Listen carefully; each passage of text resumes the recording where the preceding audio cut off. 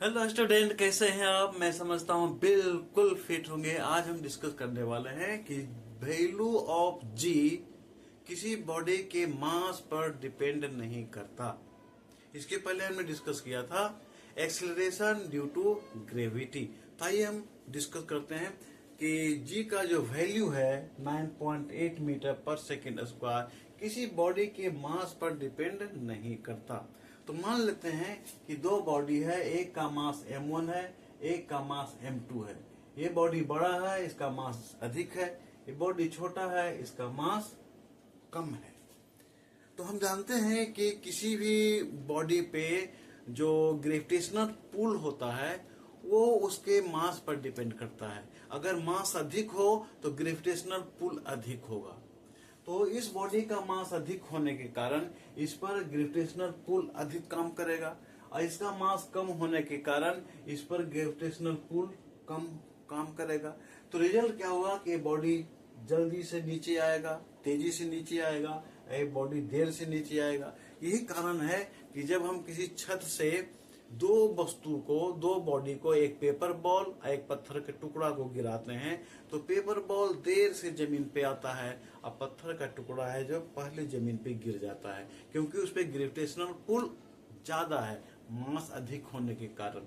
जब मास अधिक हो रहा है, जब मास अधिक होने के कारण ग्रेविटेशनल पुल इस पर अधिक है, तो इसका मतलब एक्सीलरेशन तो निश्चित रूप से चेंज हो जाएगा और इसमें कम होगा।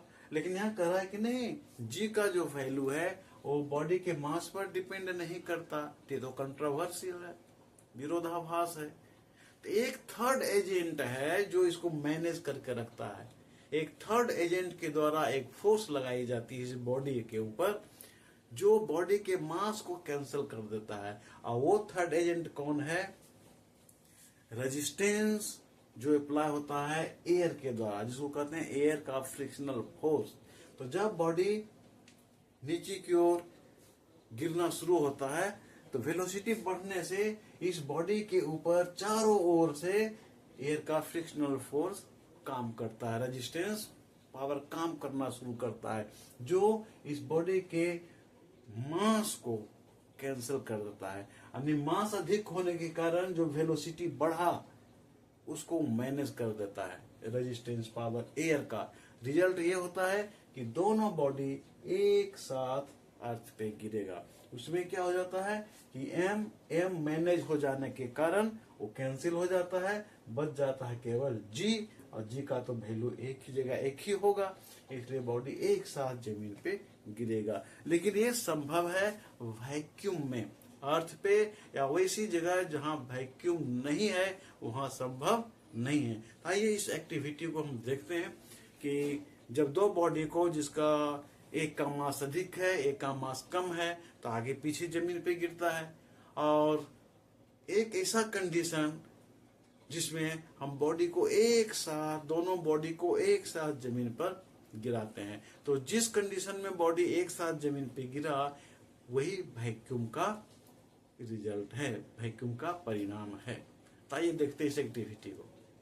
देखिए हमारे पास एक सीट है पेपर का, है ना, पेपर का सीट है, और एक कॉपी है, नोटबुक है ना। इसका मास अधिक है, इसका मास कम है। अगर हम दोनों को सेम ऊंचाई से गिराते हैं, सेम ऊंचाई से अगर हम गिराते हैं दोनों को, ठीक है, तो देखिए पहले कौन गिरता है बाद में कौन गिरता है। ये देखिए सेम ऊंचाई से मैं दोनों को गिरा रहा हूं। क्या देखा कि पेज है वो बाद में गिरा, और ये जो कॉपी था नोटबुक ये पहले गिरा। इसका मास ज्यादा था, इसका मास कम था। अब हम क्या करेंगे, इस नोटबुक के ऊपर इस सीट को रख देंगे। इसमें गम लगा हुआ नहीं है ना, इस पर हम इस सीट को रख देंगे। इस तरह से मैंने रख दिया, ये है, इसके ऊपर इस सीट को रख दिया, है ना, ये नोटबुक है। अब क्या होगा, ये सीट और कॉपी दोनों के बीच में लगभग वैक्यूम क्रिएट हो गया, लगभग। अब हम दोनों को एक साथ गिराते हैं तो देखते हैं क्या कि दोनों जमीन पे एक साथ गिरता है। ये देखिए, ठीक है। अब दोनों को हम गिराते हैं एक साथ, तो हम पाते हैं क्या कि दोनों जमीन पर एक साथ ही गिरता है, ठीक है ना। अभी आपने एक्टिविटी देखा जिसमें आपने पाया क्या कि एक बॉडी का मास अधिक था, एक का कम था। तो जिस बॉडी का मास अधिक था वो पहले जमीन पे गिरा, और जिस बॉडी का मास कम था वो बाद में जमीन पर गिरा। लेकिन जब दोनों बॉडी को एक के ऊपर एक रखते हैं, जो बॉडी का मास अधिक था उसके ऊपर कम मास वाले बॉडी को रखते हैं, तो दोनों बॉडी एक साथ जमीन पे गिरता है। उसका कारण ये था कि दोनों बॉडी के बीच में वैक्यूम क्रिएट हुआ था। इसी को हम मैथमेटिकल कैलकुलेशन से इस तरह से समझ सकते हैं कि न्यूटन के सेकेंड लॉ के अनुसार होता है F equal to mg, first equation, और न्यूटन ग्रेविटेशनल लॉ के अनुसार होता है F equal to g into capital M into small m by r square. यहाँ F तो फोर्स है, यहाँ मास है बॉडी का, और यहाँ है एक्सेलरेशन ड्यू टू ग्रेविटी। यहाँ भी फोर्स है, और यहाँ g है ग्रेविटेशनल कांस्टेंट का, g है ग्रेविटेशनल कांस्टेंट, और कैपिटल M है मास ऑफ प्लैनेट, और स्मॉल m है बॉडी का मास, और r है डिस्टेंस। तो F इक्वल टू यहाँ ये आया, F इक्वल टू यहाँ पर ये है। फर्स्ट दोनों इक्वेशन से, फर्स्ट सेकेंड इक्वेशन से हम क्या पाते हैं, mg equal to g capital M into small m by r square. यहाँ स्मॉल m कैंसिल आउट हो जाएगा, बच गया क्या, g equal to capital G capital M by r square. तो देखते हैं क्या कि यहाँ पर मास कैंसिल आउट हो जा रहा है, मास कैंसिल आउट हो जा रहा है।